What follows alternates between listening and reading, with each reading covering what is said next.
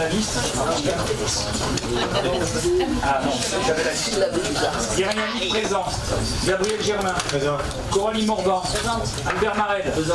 Catherine Michaud-Varenne. Présente. Grégory Allenbach. Présent. Alexandra Heidesheim a donné son pouvoir à Christophe Ollier. Fabrice Matois. Présent. Fabienne Cazola-Romaïfer. Présent. Michel Fratte. Il n'est pas encore arrivé. Béatrice Belmonte. Présente. Frédéric Lagescar. Présente. Natacha Arnaud. Présente. Nathalie Baul. Présente. Stéphanie Jambon. Présente. Didi Chambeux. Présente. Ludovic Laforêt devrait nous rejoindre un peu en retard et a donné son pouvoir en attendant Coralie Morvan. Éric Poirier. Oui. Céline Matonnet. Didier Debarche a donné pouvoir à Stéphanie Werbeneck. Philippe Chabanon a donné pouvoir à Éric Poirier. Valérie Merle a donné pouvoir à Céline Matonnet. Laurine Closon est absente. Christiane Hardy. Christophe Ollier. Présent. Florence Iacono. Quentin Guilleux a donné pouvoir à Lily Chambeux. Luc Souillard a donné pouvoir à Gabriel Germain. Stéphanie Werbeneck. Oui. Très bien. On va adopter, on va passer au vote le rapport du dernier conseil municipal. Est-ce qu'il y a des questions? Pas de questions, on passe au vote. Qui est contre? Qui s'abstient? Unanimité, je vous remercie. Secrétaire de séance, je vous propose Chris Ollier. Qui est contre? Qui s'abstient? Unanimité pour Chris Ollier. Rapport numéro 1, il s'agit du vote du débat d'orientation budgétaire 2024 sur la base d'un rapport que je vais vous présenter.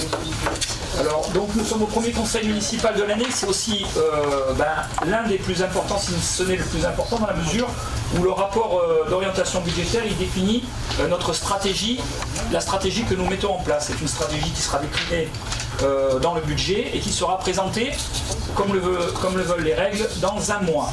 Il ne s'agit pas d'un outil de communication, mais d'une obligation de réglementaire qui permet à la fois d'informer sur la situation budgétaire de la commune, mais aussi de débattre de la vision politique qui est donnée. Nous allons en sommaire commencer par le bilan 2023. Comment est-ce que l'on finit cette année ça ne vous aura pas échappé et était assez compliqué, avec une projection dans un second temps 2024 pour vous préciser ce que nous allons faire en 2024 et après aussi. Donc je vais commencer par vous parler des éléments de bilan de 2023 qui sont dans la lignée des objectifs qui étaient définis en début de mandat, et ensuite je déclinerai l'année à venir avec la vision politique qui nous mèneront jusqu'à la fin du mandat. En ce qui concerne ce bilan 2023, pour mémoire, l'année 2023, elle s'annonçait très compliquée avec une crise énergétique qui a eu une conséquence importante sur le budget des communes. Notamment sur le bilan 2023, on parlera du plan sobriété en évoquant les résultats. Le budget 2023 qui nous amènera à savoir comment nous finissons l'année 2023. Nous avons mis en place un plan de sobriété qui a été voté en conseil municipal et nous allons voir le bilan de ce plan de sobriété et de l'année budgétaire. Alors le plan de sobriété, comme vous pouvez le voir sur ce schéma, il a permis de diminuer les consommations de 18% entre 2023 et de 24% en 2 ans. Et malgré cela, c'est là qu'on peut voir l'impact de cette crise énergétique, la facture énergétique a quand même été multipliée par 2 malgré tous ces efforts. La commune a acheté son électricité, son gaz, comme vous l'avez déjà dit, via un groupement d'achat intercommunal qui est le SMED 13. Nous avions expliqué la crise lors du conseil municipal de décembre 2022 et elle a entraîné cette crise un quadruplement des prix du gaz. Une forte augmentation des prix de l'électricité en fonction des types de compteurs. Donc le coût de l'énergie, il était de 425 000 € en 2021. Il est passé à 634 000 € en 2022. Et en 2023, alors que tous les indicateurs nous laissaient à penser une augmentation à 1,1 million d'euros, finalement, le coût il a été amoindri grâce à un bouclier tarifaire qui a été mis en place par l'État et grâce aussi, il faut le dire, à la réussite du plan sobriété que nous avons mené. En effet, comme je le disais, les consommations elles ont chuté de 18% sur l'année et de 24% sur 2021-2023. Cette diminution elle a permis d'atténuer cette facture énergétique qui a augmenté de 271 000 € en un an et de 479 000 € sur 2 ans. La diminution de la consommation a donc permis d'atténuer l'augmentation des coûts et d'éviter l'asphyxie budgétaire. Je remercie donc tous les acteurs pour ce travail, nous les connaissons, ce sont les agents de la ville, les élus et puis finalement aussi les citoyens. Si on regarde le tableau sur le bilan 2023, nous pouvons avoir un regard sur les dépenses globalement, on peut voir qu'elles ont été quand même globalement maîtrisées. Nous avions acté une diminution notamment, et ça c'est à souligner, des charges de personnel de moins 1%. Et quand on sait les règles qui ont été annoncées par l'État et des croissances de charges de personnel compte tenu du glissement de vieillesse de technicité, le GVT, donc, et cela a supposé des réorganisations sans minorer le service public, les charges à caractère général, la fameuse ligne 011, a été finement analysée, les enveloppes ont été respectées. Quand on parle toujours du bilan 2023, compte tenu de la contrainte énergétique qui a été évoquée, nous avons pris aussi la décision d'augmenter la fiscalité de 3 points, ce qui nous a fait passer à 41,49%. Si on regarde les communes voisines à niveau comparable, nous sommes à leur niveau, voire en dessous des niveaux de fiscalité. Cette décision a été nécessaire pour continuer à mener nos actions dans tous les domaines d'intervention, car nous avions décidé de ne pas minorer le service à la population, en gardant toujours, comme nous le disions, et comme je l'ai dit à l'époque, une ligne rouge pour garder la qualité du service rendu au public.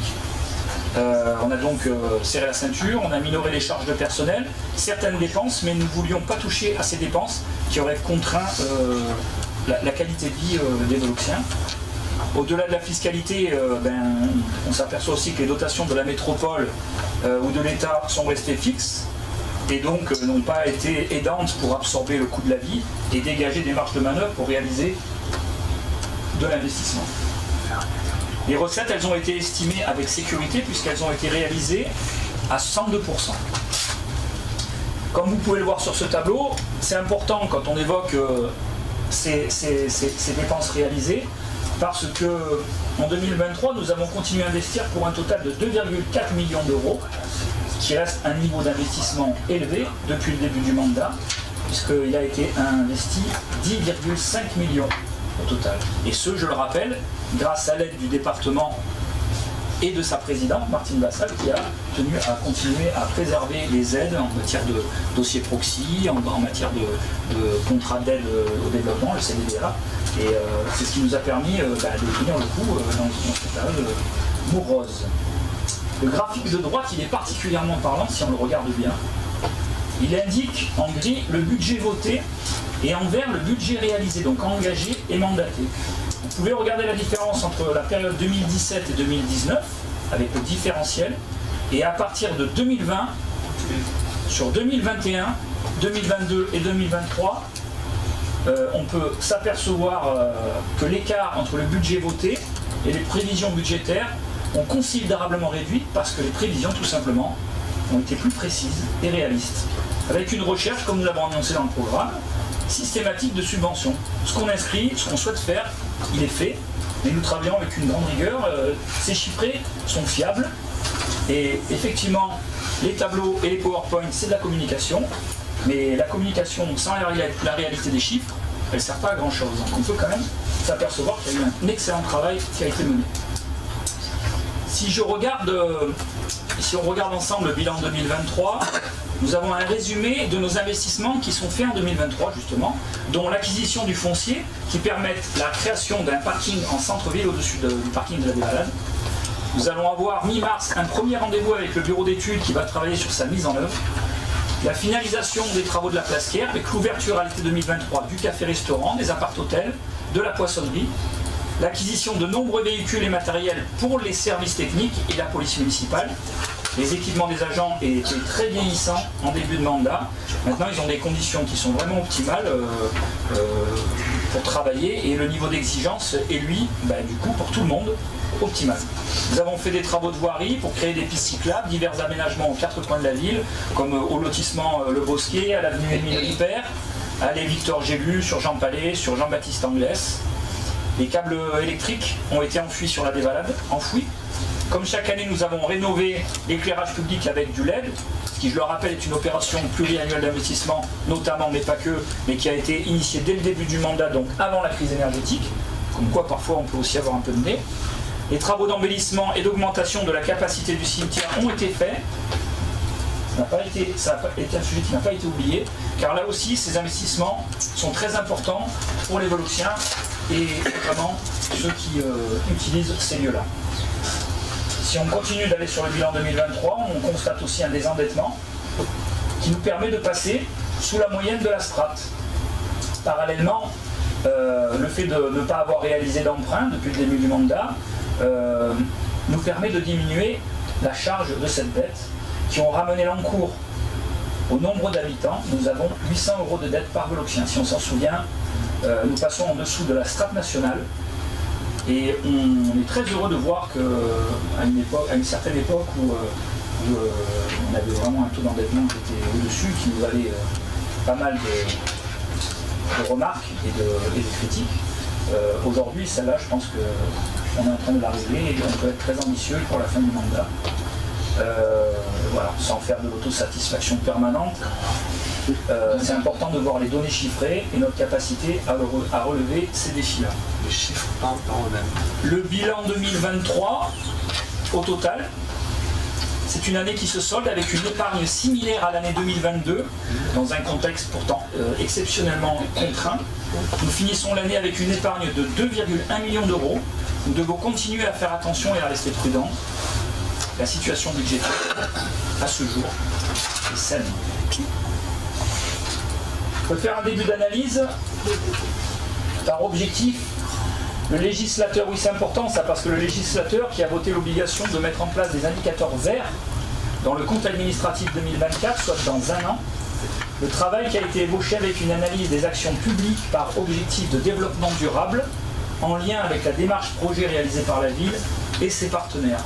C'est quelque chose qui est très important pour nous, d'ailleurs je tiens à souligner le travail qui est fait par nos agents et notamment la formation qui a été initiée à la demande de notre DGS, qui fait un énorme travail depuis le début du mandat pour pouvoir être formé au maximum, pour pouvoir orienter notre politique avec vraiment ce besoin d'être en lien avec les objectifs de développement durable. Et il me semble que les labellisations qui sont à venir sont en quelque sorte aussi des récompenses pour cette vision, et je rends encore une fois hommage au travail de nos services et ce soir, une fois n'est pas coutume, de ma DGS qui fait un énorme travail de ce côté-là et on peut la remercier là-dessus. Si on parle de projection 2024, nous allons maintenant aborder la stratégie. Il s'agit de l'avant-dernier budget avant la fin du mandat. Que le temps passe vite. On va parler de desserrement énergétique. La charge budgétaire liée au coût de l'énergie ne sera pas complètement derrière nous. Et nous allons revenir vers des seuils plus favorables. Alors que le budget était de 1,1 million d'euros en 2023, il est ramené à 733 000 euros en 2024, avec des hypothèses qui doivent rester prudentes, soit avec plus 10% de consommation et sans le bouclier tarifaire. On reste bien en dessus de la charge de début de mandat qui est 425 000 euros pour le rappeler. Alors nous avons des dépenses qui sont légèrement desserrées, parce qu'il faut rester prudent. Les charges de personnel qui devraient augmenter de 3,5% compte tenu des mesures prises en 2023 et 2024 par l'État. Alors des mesures prises, oui, des effets d'annonce aussi, qui n'ont pas forcément été accompagnés des moyens nécessaires à l'appliquer, mais nous l'avons appliqué. La prime sur le pouvoir d'achat, l'embauche aussi d'un nouvel agent de police municipale dans le souci de répondre à notre politique de sécurité, les remplacements des départs à la retraite qui seront analysés au cas par cas. Les charges générales seront stables compte tenu de la baisse des fluides qui sont rapidement absorbés par des dépenses pour continuer les projets engagés. Une inquiétude, cependant, se porte sur les pénalités SRU. J'ai eu l'occasion d'en parler lors des vœux du maire, car nous sommes en carence et majorés aujourd'hui de 100%. La pénalité s'élève donc à 382 000 €. Des déductions ont été proposées au service de l'État, comme nous le faisons chaque année. Nous pouvons faire des subventions d'équilibre sur certains projets, des dépenses qui peuvent être déductibles des pénalités.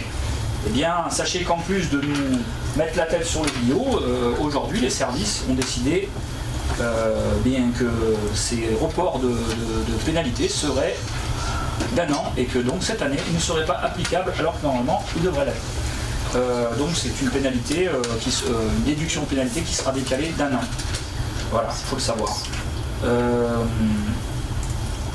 Alors nous sommes encore en cours de négociation, car cette déduction elle pourrait être décalée jusqu'à 2025. Quant aux subventions aux associations, elles seront en augmentation de 9%. Les investissements à venir, en ce qui concerne ces investissements, la commune continuera à investir dans l'espace public et les équipements publics. Les travaux sur la voirie sont prévus, comme nous le faisons chaque année, seront financés par le CDA, les travaux de proximité et la sécurité routière. Excusez-moi. Ils concerneront différents secteurs de la ville. Le pump track, financé lui aussi, verra le jour à côté du centre de loisirs. Le marché de conception-réalisation est en cours de finalisation. Enfin, l'atelier partagé, qui était dans un de nos projets de campagne, verra le jour au Bon Puy. Une réunion pour organiser son utilisation est programmée le mercredi 3 avril. Le plan vélo continuera à avancer, rue par rue, marquage après marquage. Il est financé par l'État. On continuera notre plan annuel pour l'éclairage public en LED, comme je l'ai évoqué précédemment. Les travaux dans les écoles continueront avec un financement d'aide à la transition énergétique. Et enfin, une nouvelle balayeuse sera achetée pour les services techniques. Le parc des 4 tours sera rénové pour les 30 ans de la médiathèque, ainsi que différents sites de la ville dans le cadre de l'aide à la Provence verte. L'année 2024 sera donc dynamique quant aux investissements. Je vais finir avec les projets de mandat finalisés. Notre feuille de route, elle est très claire. Elle a été diffusée au Véloxien dans le bilan de mi-mandat sous la forme de 10 thématiques. Dans les mois à venir, nous allons conforter l'attractivité du village avec l'implantation de nouveaux commerces, comme une nouvelle boulangerie, avec des animations, de l'embellissement, de la signalétique. Il y aura un nouveau parking. Les rues les plus dégradées vont être requalifiées. Les zones commerciales et zones d'activité ne seront pas oubliées. Une attention particulière sera donnée à la propreté. Alors, l'attention particulière est déjà donnée aujourd'hui, puisque il faut quand même s'apercevoir qu'il y a un entretien et un embellissement des rues du village, et pas que du village ancien, qui sont quand même menés depuis le début du mandat. Mais cette attention elle sera quand même maintenue pour conserver cette propreté et pour la lutte contre les incivilités. J'ai bien dit la lutte contre les incivilités. Nous souhaitons un village qui soit beau, adapté aux enjeux. Ainsi, nous essaierons d'obtenir le label Ville. Alors non seulement nous allons essayer, mais nous allons réussir à obtenir le label Ville et Village Fleuri et une nouvelle étoile sur notre label Territoire Durable. La sécurité au quotidien sera développée par une présence supplémentaire sur le terrain et le redéploiement et la modernisation du système de vidéoprotection. Nous continuerons donc à être vigilants face aux risques majeurs. L'accompagnement de la jeunesse se développera avec nos équipes et nos partenaires avec un renouvellement de la DSP, la délégation de services publics périscolaires, avec le centre aéré et jeunesse, un PEDT qui est le projet éducatif territorial qui sera coécrit et animé. Le label 100% EAC devrait être obtenu. Les jeunes pourront profiter des aménagements dans leurs écoles, du pump track et de l'atelier partagé. Donc une année qui va quand même montrer un signal fort envers nos jeunes, pour qui aujourd'hui on n'a pas eu des projets vraiment marquants, même si on a travaillé sur les pistes cyclables, on a fait énormément de sensibilisation dans les écoles sur divers domaines, sur la laïcité, sur le déplacement, la mobilité et bien d'autres choses encore. Ne serait-ce que samedi dernier à La Réunion où il y avait plus de 150 parents et enfants qui étaient là pour l'obtention du label ED13 ou E3D, excusez-moi. Et donc où vraiment on a pu mettre en valeur toutes les actions qui ont été menées avec les écoles, avec les professeurs d'école, d'élémentaire, de collège et des cantines, des collèges.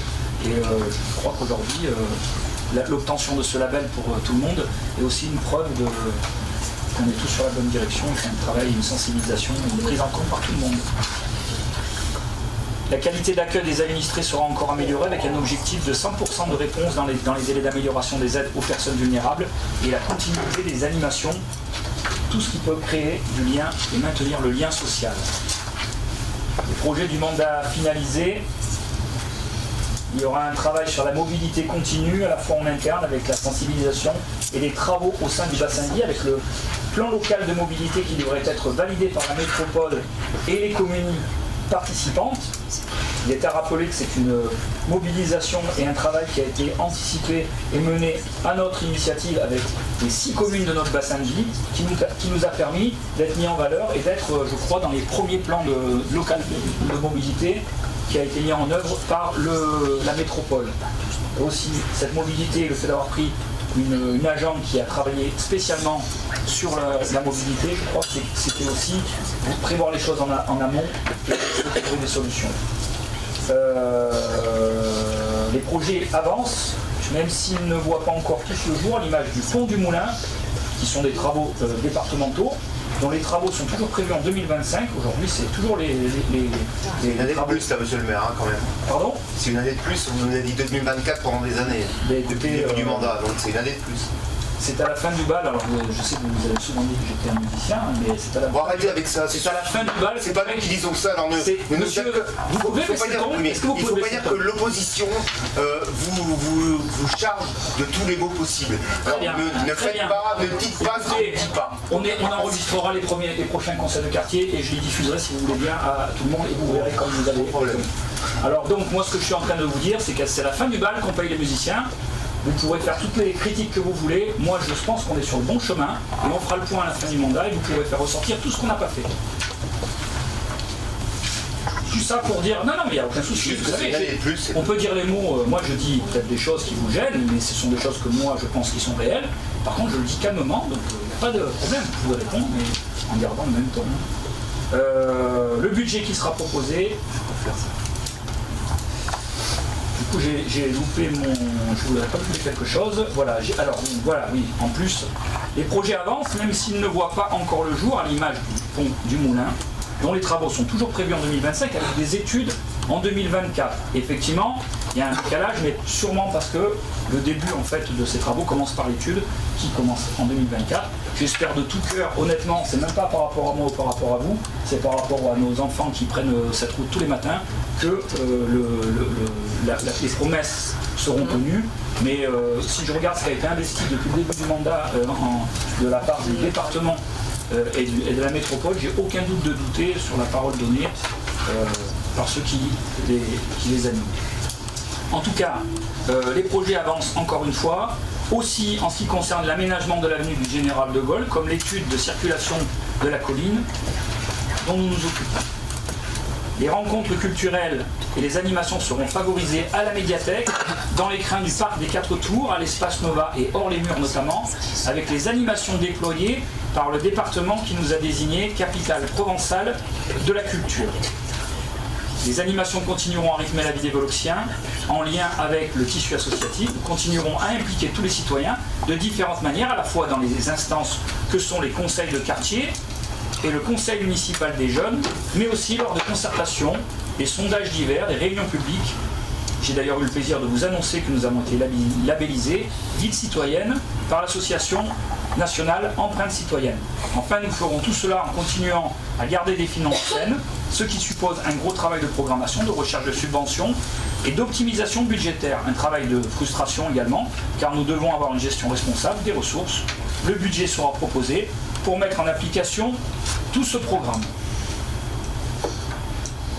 Les échéances à venir. Le 21 février, nous aurons un débat d'orientation budgétaire. Je crois même que c'est aujourd'hui. Et le 20 mars, nous voterons le budget. Le budget sera proposé donc. 21. Ah, 21, pardon. Ah, alors là par contre, c'est pas moi qui me suis trompé. C'est moi. Mais c'est pas grave. 21 mars. Le budget sera proposé donc le 21 mars pour mettre en application tout ce programme. Je vous remercie. Est-ce qu'il y a des questions ? Pas de questions. Nous passons au vote. Qui est contre ? Qui s'abstient ? Vous êtes contre ? Ok. Très bien. Donc, écoutez, le rapport numéro 1 est adopté. Je vais laisser la parole pour le rapport numéro 2 à M. Albert Narel. Il s'agit de la délégation de l'admission en non-valeur des créances de faible montant. C'est bon ? C'est bon. Donc on propose une simplification de la procédure. Un petit rappel, l'admission en non-valeur est une mesure qui permet d'apurer les créances jugées irrecouvables par le comptable public. Ce comptable, après avoir essayé par les moyens mis à sa disposition de recouvrir ses créances, et sans résultat, il propose à la commune de passer ses créances en admission en non-valeur. Jusqu'à présent, nous étions obligés de délibérer et voter en assemblée la mise en non-valeur des créances, quel que soit le montant de celle-ci. La loi 3DS nous permet de simplifier cette procédure en déléguant au maire l'admission en non-valeur des créances irrecouvrables. Le seuil de cette délégation est fixé par le décret du 29 juin 1923 à 100 € maximum. 2023. Qu'est-ce que j'ai dit ? 1900.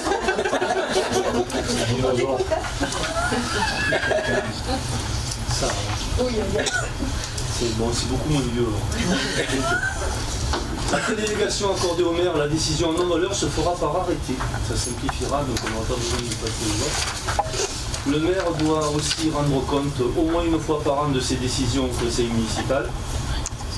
Il tient également à la disposition du conseil municipal les pièces produites, les demandes en non-valeur présentées par le comptable public. C'est la preuve que c'est bien le comptable qui nous a proposé ces mises en non-valeur. Nous proposons à l'Assemblée de déléguer au maire l'admission en non-valeur des créances irrecouvrables d'un montant maxi de 100 €, et ce pour toutes les catégories de créances.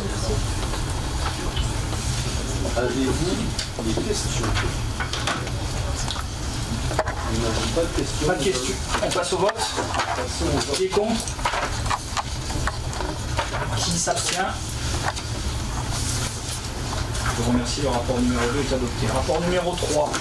Bilan des acquisitions de cessions immobilières réalisées sur la commune de Velot pour l'année 2023. Je laisse la parole à Coralie Morvan. Alors la commune de Velot a pour obligation de dresser un bilan sur les acquisitions et cessions qu'elle a réalisées sur son territoire afin d'apporter une meilleure connaissance des mutations foncières opérées sur l'année 2023. Donc le bilan annuel est donc retracé dans le tableau qui est en annexe. Donc, je vais vous les lister rapidement. Donc nous avons eu en acquisition sur l'année 2023 donc un terrain, un petit terrain qui a été acheté pour 2 741 €. C'était en fait une succession qui traînait, donc un dossier qui a été soldé cette année, mais ça date de plusieurs années. Et ensuite, la plus grosse somme, c'est sur le terrain, donc on appelle le terrain Parisis, c'est la maison qui avait été rachetée par l'EPF et qui a été démolie et qui nous a été revendue pour faire un parking. Donc pour une somme de 464 136,86 € TTC. Ce qui concerne les cessions de l'année 2023, nous avons donc l'immeuble de Place Caire, qui est l'ancien PS, tout le monde connaît tout ce nom, pour un prix donc, qui a été vendu de 228 500 €. D'ailleurs, les travaux sont quasiment terminés. Ensuite, nous avons aussi une régularisation sur la Palin d'un petit terrain de 3 mètres carrés pour 270 €. Un immeuble Place Caire qui est 6 Place Caire, qui est l'ancien maison du druide, qui était appelé comme ça, c'est plus facile pour qui a été vendu donc pour 163 400 €, qui aussi est quasiment terminé en termes de travaux. Le terrain qui est à 13 rue André-Marie Ampère, donc à la Verdière, qui a été vendu pour 135 000 €. Et ensuite, l'ancienne mairie, place Max Caire, qui a été aussi vendue pour 158 000 €, qui a été vendue à 13 habitats d'ailleurs pour faire des logements sociaux. Voilà, donc le conseil municipal est invité à prendre acte du bilan des acquisitions et cessions immobilières réalisées sur la commune pour l'année 2023. S'il y a des questions. Voilà. Après, c'est un cas, il n'y a pas de... Rapport, merci Coralie. Rapport numéro 4.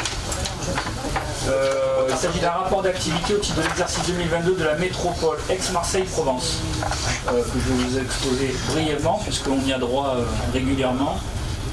Donc il est rappelé l'Assemblée délibérante qu'en vertu de l'article L 5211-39 du Code général des collectivités territoriales, le président de l'établissement public de coopération intercommunale doit adresser chaque année au maire de chaque commune membre un rapport qui retrace l'activité de l'établissement accompagné du compte administratif arrêté par l'organe délibérant de l'établissement. Ce rapport fait l'objet d'une communication par le maire au conseil municipal en séance publique.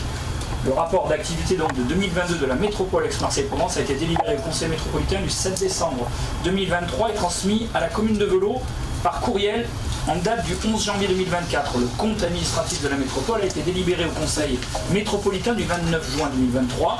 Le conseil municipal est invité à se prendre acte du rapport annuel retraçant l'activité de la métropole Aix-Marseille-Provence au titre de l'exercice 2022, accompagné du compte administratif 2022 annexé à la convocation. Donc là non plus, il n'y a pas de vote. Il s'agit de prendre acte de ce rapport. À part s'il y a des questions, et à ce moment-là, on vous donnera tous les... Très bien, je vous remercie. On passe au rapport numéro 5. Demande de subvention dans le cadre de la dotation d'équipement des territoires ruraux, DETR, en ce qui concerne la sécurisation des bâtiments communaux. Je laisse la parole à M. Albert Marel. Merci. La ville de Velot accorde une importance primordiale à la sécurité des biens et des personnes. La commune réalise ses contrôles réglementaires et assure une maintenance rigoureuse sur l'ensemble des installations qui participent à cette sécurité. Ces actions de maintenance préventive et d'amélioration viennent alimenter le programme d'investissement de la commune. Dans le cadre de sa politique de maintenance des systèmes de sécurité, incendie, désenfumage et intrusion, la ville de Velot prévoit comme chaque année un certain nombre d'investissements pour maintenir en état de bon fonctionnement et de conformité ces équipements recevant du public. Pour 2024, nous proposons les opérations suivantes. Le remplacement des centrales, donc c'est des centrales alarme incendie sur les bâtiments des services techniques, foyer Padovani, les dojos Albéran et Neveu et le moulin seigneurial. Le remplacement des 2 centrales d'alarme anti-intrusion du groupe scolaire Giono et du gymnase Bertin. L'amélioration du système de diffusion sonore de la cuisine du groupe scolaire Jaurès. Le remplacement des exutoires de désenfumage du foyer Padovani, de la cantine Giono et de la tour du musée. Le changement de la porte de service du bâtiment de l'hôtel de ville. Le remplacement des 2 dernières portes de secours du gymnase Canu. La réhabilitation des installations électriques du bâtiment de service technique, armoire électrique et l'installation de sous-comptage pour la charge des véhicules électriques. Et enfin, le remplacement de l'axe motorisé du rideau roulant du gymnase Coudert. Donc, il est proposé à l'Assemblée délibérante de solliciter une subvention auprès de l'État dans le cadre de la DETR à hauteur de 70%. Pour cette opération, dont le coût est estimé à 93 086 €. Donc le plan de financement, donc 93 086 € en dépenses, subvention de l'État 65 160 €, reste à charge pour la commune 27 926 €. Le conseil municipal est invité à se prononcer sur la sollicitation de l'aide financière de l'État dans le cadre de la dotation de la DETR à hauteur de 70% sur le coût des opérations. Avez-vous des questions? On va passer au vote. Qui est contre? Qui s'abstient? Adopté à l'unanimité, je vous remercie. Rapport numéro 6. Demande de subvention dans le cadre du dispositif Fonds Vert 2020. Vous avez vu, on gratte tous les tiroirs. Hein. Là, on gratte sur le dispositif Fonds Vert 2024 en ce qui concerne la rénovation énergétique et l'éclairage public. Je laisse la parole une nouvelle fois à Albert Marel. Merci. Donc là, on parle d'une subvention à 80%. C'est encore plus intéressant. Pour faire face à la crise énergétique, la commune de Velot place des éclairages additionnels et des éclairages LED qui permettent une réduction significative de la consommation. Fin 2023, nous avions 28% du parc en éclairage en LED. Depuis août 2022, la ville a mis en place l'inspection en nuit profonde de 23h à 5h du matin de la quasi-totalité de son réseau. Bien accueillie par la population, cette action a déjà permis une réduction de la consommation de 40%. La ville enregistre donc déjà des progrès significatifs en matière de réduction des consommations. Moins 50% de consommation en 2023 comparé à 2020. La moitié. Le schéma directeur d'aménagement lumière de SDAL, qui a été approuvé à l'unanimité par le conseil municipal en séance du 6 juin 2023, permet d'expliciter les objectifs de la ville pour gérer son réseau d'éclairage.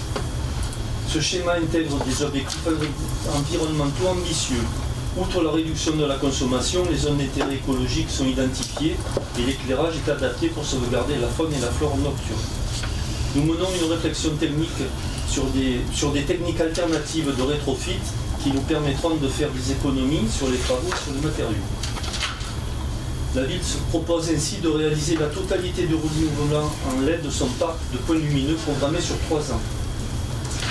Donc on propose à l'Assemblée de solliciter une subvention auprès de l'État dans le cadre du dispositif Fonds vert pour des opérations dont le coût total est évalué à 1 145 151 €. Le plan de financement s'établit comme suit. 3 tranches. La première tranche, 292 026 €. La deuxième tranche, 380 885 €. Et la troisième tranche, 471 240 €. Financement de ces, donc 1 145 151 €, financement à 80%, reste à charge sur 1 145 229 000 € pour la commune. Donc, très intéressant cette subvention. Le conseil municipal est invité à se prononcer sur la sollicitation de l'aide financière de l'État dans le cadre du dispositif Fonds vert à hauteur de 80% sur le coût des travaux de rénovation énergétique de l'éclairage public. Avez-vous des questions? Pas de questions. Donc j'imagine qu'on va avoir une belle unanimité. Qui est contre? Qui s'abstient? Unanimité, je vous remercie. Rapport numéro 7. Mise en place d'une bourse d'aide à la formation BAFA, donc le brevet d'aptitude à la fonction d'animateur, pour l'année 2024. Je laisse la parole à Cathy Michelot-Varenne. Merci, bonsoir. Donc le BAFA, en fait on réitère ce qu'on avait fait déjà l'année dernière, qui avait très bien fonctionné. Donc le brevet d'aptitude à la fonction d'animateur, c'est un diplôme d'État qui n'est pas professionnel, mais qui est nécessaire pour encadrer de façon occasionnelle des enfants ou des adolescents qui fréquentent les accueils de loisirs. Donc l'association LEC Grand Sud, Loisirs, Éducation et Citoyenneté Grand Sud, qui est délégataire de services publics pour la gestion du service public de l'enfant, du périscolaire et de la jeunesse sur le territoire de la commune, organise par l'intermédiaire de son centre de formation des sessions de formation BAFA sur l'année 2024. Dont une session de formation générale BAFA qui aura lieu très prochainement du 20 au 27 avril 2024 à Coudoux. Donc afin d'aider financièrement les jeunes de vélo à accéder à cette formation qui est quand même payante et afin de répondre aux besoins des structures d'accueil de loisirs sans hébergement de notre territoire, il est proposé à l'Assemblée délibérante de mettre en place une bourse d'aide aux jeunes véloxiens inscrits en formation générale BAFA. Donc les candidats à la bourse doivent remplir les conditions suivantes. Avoir 16 ans révolus au 20 avril 2024, être résident de vélo depuis au moins 1 an, avoir un projet ou une motivation dans lesquelles s'inscrit le besoin de passer le BAFA, justifier de ses conditions de ressources ou de celles de sa famille et de déposer son dossier complet. Les candidats qui seront retenus s'engagent à suivre l'intégralité de la session de formation générale du BAFA.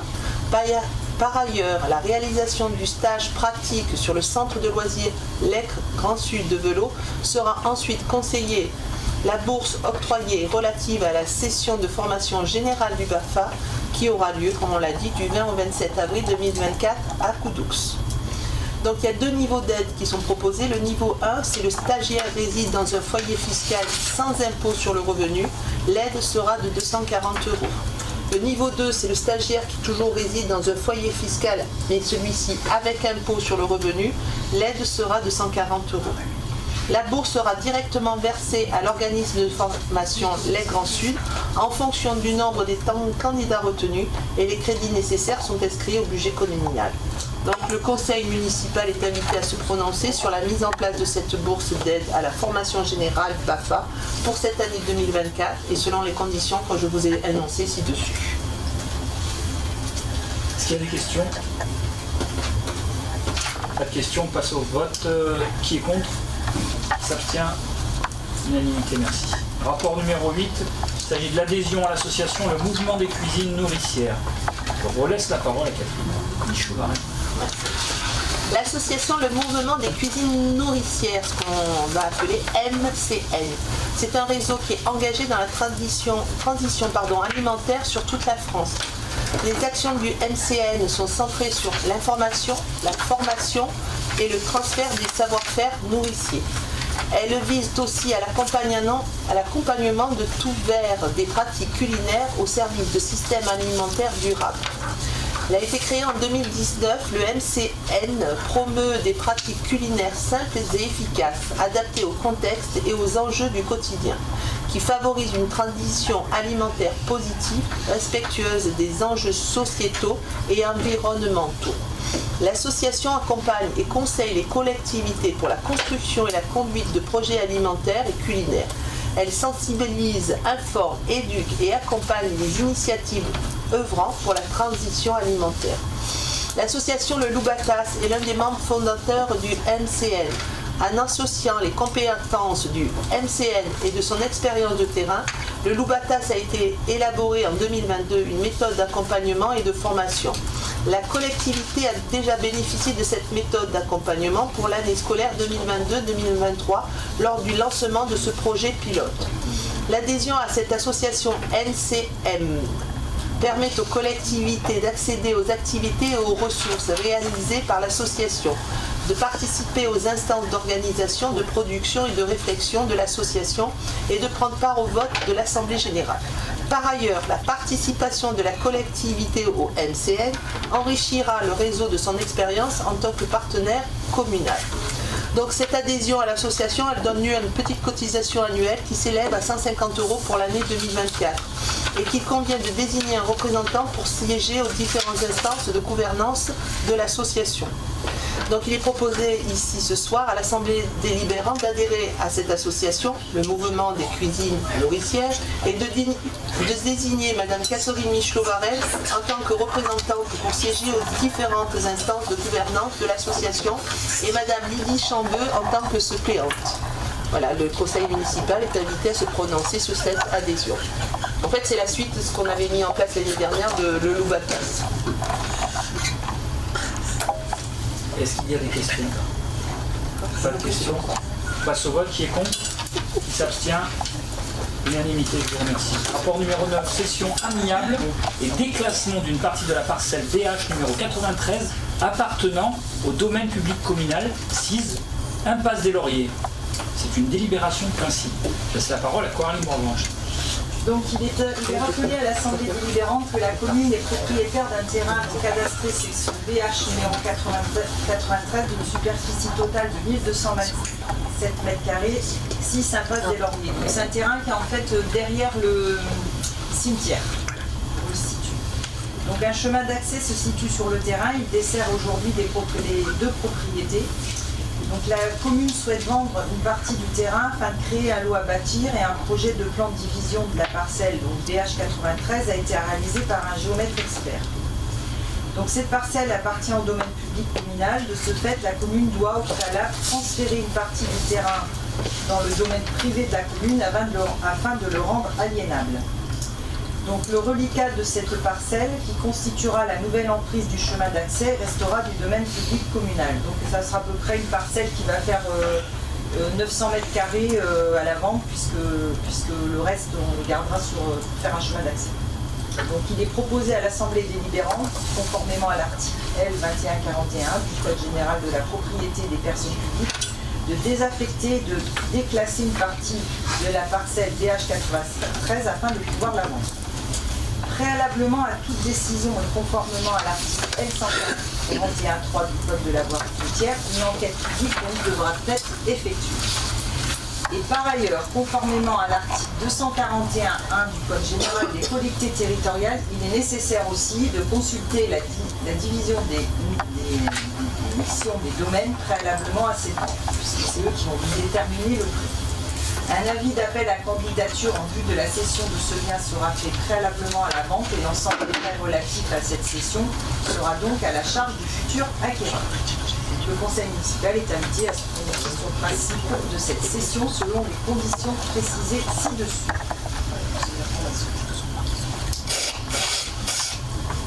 C'est bon? C'est pas une information. Non, c'est une bonne pardon. S'il n'y a pas de questions, Est-ce qu'il y a des passe au questions? vote. Donc qui est contre? Qui s'abstient? Je vous remercie, le rapport 9 est adopté. Rapport numéro 10. Un avenant au bail emphytéotique administratif entre la commune de Velot et l'association du club hippique de Velot 6 Chemin de la Joséphine. Donc madame, alors je laisse la parole à Coralie Morvan. On fait sortir, madame. C'est pas au moment du vote que le... Reste dans le coin quand même, on n'a pas fini. Je laisse la parole à Coralie Morvan. Donc oui, on fait sortir Catherine Michelot-Varenne puisqu'elle est présidente de l'association du club hippique de Velot et donc ne peut pas prendre part au vote. Donc vu la délibération du numéro 050715 en date du 16 juillet 2015 par laquelle le conseil municipal a autorisé le maire à signer le bail emphytéotique entre la commune et l'association du club hippique. Donc il est rappelé à l'assemblée délibérante que la commune est donc propriétaire d'un grand terrain à la Joséphine où le centre équestre est donc positionné.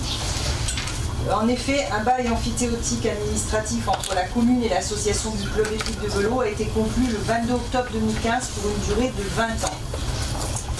Et donc elle finirait le 21 octobre 2035. Le bail a été consenti et accepté moyennant un loyer annuel fixé d'un commun accord entre la commune et l'association du club hippique. Donc à compter du 1er janvier 2016 au 31 décembre 2017, c'était la somme donc de 9 600 €. Et à compter du 1er janvier 2018, la somme de 12 000 €. Donc avec l'indexation. Le club hippique de Velot a pour projet donc de réaliser une carrière existante, un manège couvert. Sur la carrière existante, un manège couvert. Donc la couverture du manège sera réalisée au moyen de panneaux photovoltaïques. Le club hippique a également pour projet la pose de panneaux photovoltaïques sur 3 toitures du bâtiment existant. Pour ce projet d'installation de panneaux photovoltaïques, l'association du club hippique de Velot conclura un bail à construction avec la société Azolis pour une durée donc de 30 ans. Ce bail de sous-location avec la société Azolis implique une durée supérieure à celle donc du BEA conclu le 22 octobre 2015. Par conséquent, l'association du club hippique de Velot sollicite la commune pour une prorogation du bail emphytéotique administratif jusqu'à fin de l'année 2055. Il est donc proposé à l'Assemblée délibérante d'approuver l'avenant du bail emphytéotique administratif entre la commune et l'association du club hippique de Velot annexé à la présente convocation. De ce fait, le bail signé le 22 octobre 2015 prendra donc fin le 21 décembre 2055. Étant précisé que les autres charges et conditions contenues dans le bail initial sont maintenues sans aucune modification et que l'ensemble des frais relatifs à cet avenant sera pris en charge par l'association du club hippique de Velot. L'association du club hippique de Velot est autorisée à réaliser des travaux subvisés et à concéder à tout professionnel une sous-location sur une durée de 30 ans au gestionnaire donc des panneaux photovoltaïques. Un permis de construire a donc été déposé au service urbanisme en date du 5 décembre 2023 par l'association du club hippique de Velot. Le conseil municipal est invité à approuver l'avenant du bail emphytéotique administratif et autoriser le maire à le signer. Y a-t-il des questions ?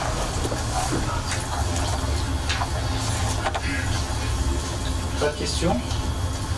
On va passer au vote. Qui est contre? Qui s'abstient? Le rapport numéro 10 est adopté. Rapport numéro 11. Ludovic Laforêt nous a rejoint. Il prend donc part au vote.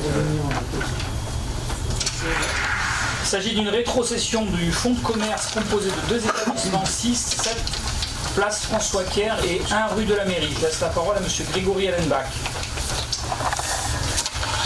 Merci. En séance du 12 septembre 2023, nous avons autorisé l'exercice de son droit de préemption sur le fonds de commerce composé de 2 établissements, 6-7 place François Kerr et 1 rue de la Mairie, appartenant à la SARL aux gourmandises d'Alexis et Lola, par délibération numéro 2309 DC M01 au prix de 27 000 €. La commune a acquis le fonds de commerce le 16 janvier 2024 par la signature de l'acte notarié. Un appel à candidature a été lancé par la ville le 25 octobre 2023 au 24 novembre 2023 pour la rétrocession du fonds de commerce pour une activité de boulangerie au prix de 27 000 €, à laquelle 2 candidats ont répondu et ont présenté leur projet le 29 novembre 2023. L'offre de monsieur Michel Jacquet, demeurant au 21 rue Frédéric Mistral, à Velot, a été retenue. Il est précisé que les frais d'acquisition d'honoraires et de provision d'un montant total de 5 300 €, qui s'ajoutent au prix de vente de 27 000 € seront réglés par l'acquéreur. Il est proposé donc à l'Assemblée délibérante d'approuver la rétrocession du dit fonds de commerce à monsieur Michel Jacquet avec la faculté de substitution au profit d'une société en cours de constitution et d'autoriser monsieur le maire à signer la promesse de vente annexée à la présente convocation ainsi que l'acte authentique constatant le caractère définitif de la vente à l'issue et tout autre acte afférent. Le conseil municipal est invité à se prononcer sur cette rétrocession. Est-ce qu'il y a des questions? La question passe au vote. Qui est contre? Qui s'abstient? Unanimité, je vous remercie. Rapport numéro 12. Approbation de la convention de mise à disposition de données numériques géoréférencées relatives à la représentation à moyenne échelle des ouvrages des réseaux publics de distribution dans le cadre des projets d'urbanisme et de transition énergétique entre la commune et la société Enedis. Je laisse la parole à Coralie Morvan. Donc, la société Enedis, qui est gestionnaire pour les réseaux publics de distribution d'électricité, propose aux collectivités de les accompagner dans leurs projets relatifs à l'urbanisme et la transition énergétique en mettant à leur disposition des données de description du réseau de distribution d'électricité. Cet accompagnement prend tout son sens lorsque les solutions proposées par ailleurs par Enedis, simulateur de raccordement, analyse d'impact de réseau, etc., s'avèrent insuffisants pour éclairer les projets d'urbanisme et de transition énergétique des collectivités. Pour améliorer la qualité des réflexions et analyses souhaitées par les collectivités, Enedis propose la fourniture de données enrichies de description du réseau de distribution d'électricité. Les données fournies décrivent les ouvrages des réseaux publics de distribution d'électricité en l'état des dernières mises à jour de leur représentation cartographique. La convention annexée à la présente convocation a pour objet de définir les modalités techniques et financières de la communication par la société Enedis à la commune, une représentation cartographique à moyenne échelle des réseaux publics de distribution d'électricité concernant son territoire. Cette communication de données cartographiques sera donc facturée et transmise dans le cadre d'élaboration de projets d'urbanisme relatifs à la transition énergétique de la commune selon les modalités suivantes.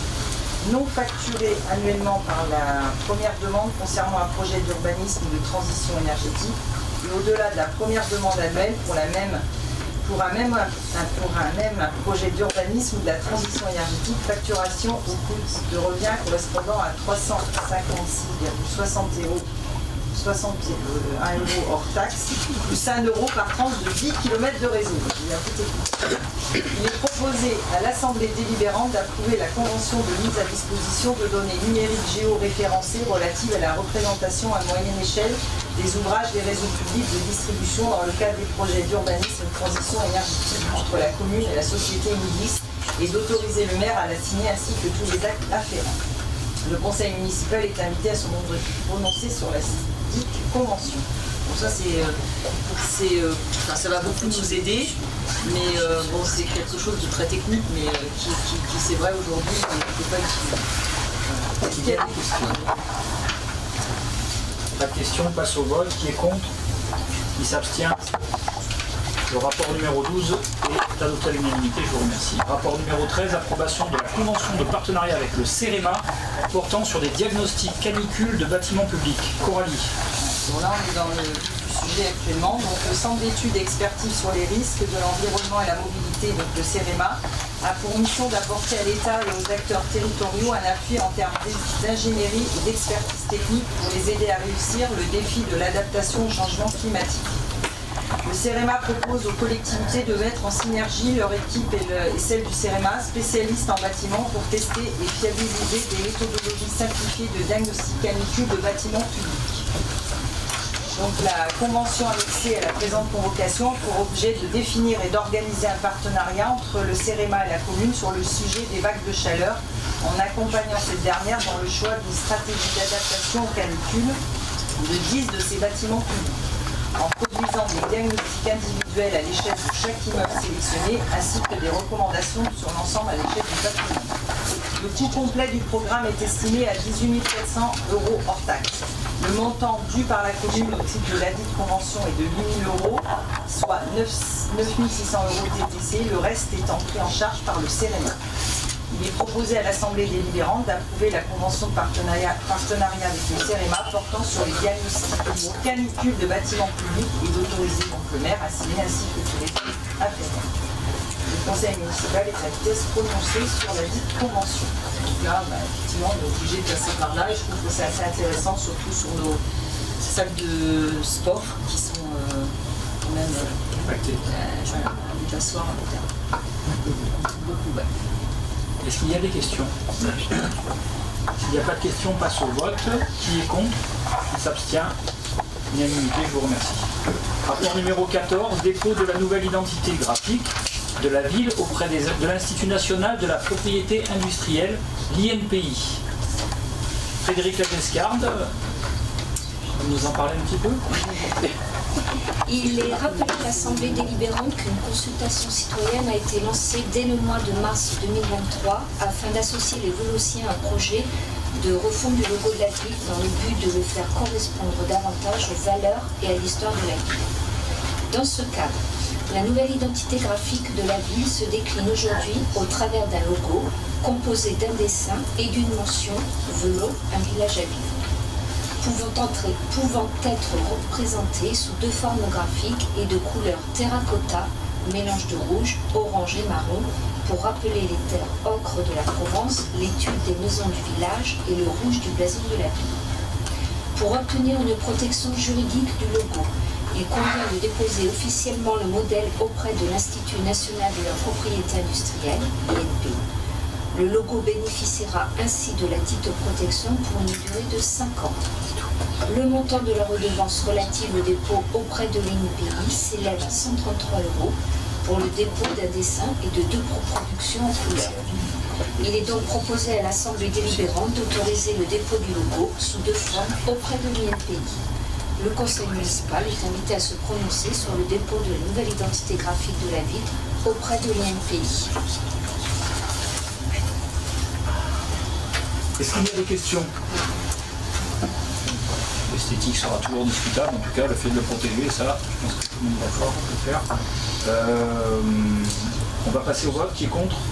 Qui s'abstient? On est adopté. Merci. Rapport numéro 15, actualisation des tarifs pratiqués par le service patrimoine, ce qui concerne les articles, l'animation et le musée. Madame Nathalie Boll. Merci. Il est rappelé que par la délibération du 14 mars 2023, l'Assemblée délibérante a actualisé les tarifs de divers articles et animations proposés à la vente par le service patrimoine. Il convient de les actualiser à nouveau. Ainsi, il est proposé à l'Assemblée délibérante de fixer les prix suivants. Reproduction du nuage poli 10 €, reproduction d'une pomme de flèche 10 €, pins bicéphale 50 centimes, réimpression de mouchoirs, l'impression de moules 10 €, réimpression de foulard, l'impression de mousse 25 €, bref, vous pouvez continuer à les lire. Entrée au musée, tarif plein 3 €, tarif réduit chômeur, moins de 18 ans étudiant, habitant du vélo sur présentation d'un justificatif 1 €. Gratuité sur les journées européennes du patrimoine. Les ateliers patrimoine à destination des enfants et des adultes publics individuels, 5 €. Prestations d'animation patrimoniale pour les groupes d'enfants, 5 € par enfant et par atelier. Cette animation regroupe une visite d'exposition et une séance de création de reproduction d'objets historiques, patrimoniaux ou traditionnels en rapport avec les thèmes abordés. Les établissements publics conventionnés avec la ville sont exonérés de cette tarification. Le conseil municipal est invité à se prononcer sur les tarifs proposés ci-dessus, applicables à compter du 1er mars 2023. Est-ce qu'il y a des questions? Pas de question, on passe au vote. Qui est contre? Qui s'abstient? Unanimité, je vous remercie. Rapport numéro 16, adhésion à l'association Le Cercle de Midi, réseau Chénon. Le réseau Chénon a été fondé dans les années 80 par les responsables de structures de spectacle et se forge sur deux principes fondamentaux, le repérage artistique et le développement économique d'un circuit culturel équitable et solidaire. Cette volonté de mise en réseau de professionnels débouche sur le festival du Chénon manquant de 1991, c'est-à-dire la création d'une plateforme artistique permettant aux artistes de présenter leurs projets et aux diffuseurs de repérer et d'échanger autour de la qualité des projets présentés pour construire leur programmation. Créée en 2000, l'association Le Cercle de Midi est l'une des 11 fédérations régionales du réseau Chénon et regroupe 29 structures de diffusion du spectacle vivant dans la région PACA. Elle favorise le développement, l'aide à la création et à la diffusion du spectacle vivant en région et en France, en adéquation avec les objectifs du réseau Chénon et dans le respect de la charte professionnelle. Elle est un acteur du développement culturel sur le territoire grâce à son ancrage local et à ses adhérents. Le Cercle de Midi est un espace d'échange, de mutualisation d'expériences organisationnelles et de programmation culturelle. Adhérer au Cercle de Midi permet en effet d'être en dialogue permanent avec les autres lieux de spectacle de la région, même dans les Bouches-du-Rhône en 2023, dont les communes de Vitrolles, Berluton ou encore Saint-Chamond. Mais aussi d'accroître sa visibilité et sa légitimité au sein du réseau professionnel, d'être associé aux réflexions menées sur les champs de la création et de participer à la diffusion artistique. L'adhésion à l'association de l'EMU est une cotisation annuelle qui s'élève à 350 € pour la première année, puis elle est calculée au prorata du budget, programmation de la structure, soit entre 350 et 700 €. 300 € par membre seront versés au réseau Chénon. Cette somme permet d'adhérer à la Fédération nationale et de contribuer à son fonctionnement. Il est proposé à l'Assemblée délibérante d'adhérer à l'association du Cercle de Midi et d'autoriser le maire à signer la convention afférente annexée à la présente convocation.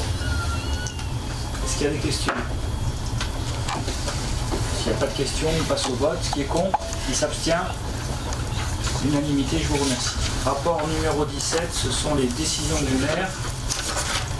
En ce qui concerne la vie locale, il y a une convention de mise à disposition de locaux municipaux pour l'association AS Velogym. Demande de subvention de fonctionnement auprès du conseil départemental des Bouches-du-Rhône. Une convention tripartite de mise à disposition de terrain entre la commune, le tennis club de vélo et le professeur de tennis Fabien Thomas. Une convention de mise à disposition ponctuelle de minibus pour le tennis club de vélo. Une convention de mise à disposition ponctuelle de minibus pour le comité des fêtes. Une convention de mise à disposition de locaux municipaux pour l'association Sport 13. Sur le développement économique et emploi, il y a des baux précaires, 1 rue Jean-Jacques Rousseau, une mise à disposition d'un coffret électrique au commerce La Pêche au Village du 22 au 31 décembre 2023, des baux précaires sur le 1 rue Jean-Jacques Rousseau, une institution, une régie de recettes pour l'encaissement des droits de place pour la police. En ce qui concerne la culture, une convention de mise à disposition de locaux et de biens municipaux pour le comité des fêtes. Une convention de mise à disposition de locaux et de biens municipaux pour le comité des fêtes de vélo. Une convention de partenariat avec l'École nationale supérieure d'art dramatique de Montpellier. Une convention de mise à disposition de locaux et de biens municipaux pour la FCPE Collège Roquepertus Vélo. En ce qui concerne l'urbanisme, une convention d'occupation précaire d'un logement. Pour la population, une attribution d'une concession 30 ans, Saint-Martin-le-Haut, ordre 1013. En ce qui concerne la transition, un renouvellement de l'adhésion au secrétariat permanent pour la prévention des pollutions industrielles, la SPPPI PACA, pour l'année 2024. Je crois qu'il n'y a pas de vote là, sur celui-là. Et on va passer, si vous le voulez bien, aux questions de l'opposition. Question de Didier Debarge. Pour le groupe Ensemble avec Passion, reçu le 19 février 2023, qui est conforme à la même question qui a été posée, je crois, au dernier conseil municipal. Il s'agit de la réhabilitation du changement du monte PMR aux 4 tours pour le mettre en conformité. Donc le 20 novembre 2023, il a été répondu à cette question que le coût du remplacement par un véritable ascenseur est toujours de 50 000 € hors taxe environ, que les services étudient toujours une solution alternative, soit un remplacement à l'identique en cherchant le cofinancement nécessaire, qui n'a pas encore été acquis à ce jour, mais comme vous pouvez voir l'acharnement qu'on a à trouver des cofinancements, on ne désespère pas de trouver une solution. Aussi, le remplacement de cet équipement n'est pas abandonné, mais pour ça, il faut qu'une ou 2 subventions soient obtenues, compte tenu du coût. Monsieur Debarge n'étant pas là, c'est là. Je crois qu'on a fait le tour. On a fait le tour de la question. Je vous remercie pour votre présence une fois de plus. Merci à l'association qui est toujours fidèle au poste pour filmer les débats. Merci à vous. Et à bientôt. Bonne soirée. Merci aux agents de la ville qui sont présents.